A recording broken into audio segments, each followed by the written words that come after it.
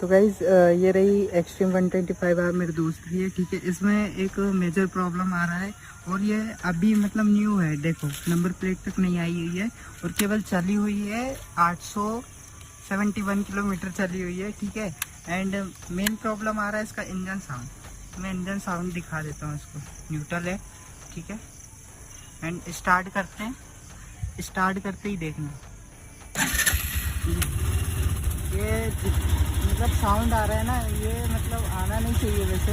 इसका first service भी नहीं हुआ है, बट जैसे ही फर्स्ट सर्विस होता है इसके बारे में बताएंगे जो भी प्रॉब्लम आ रहा है, ठीक है।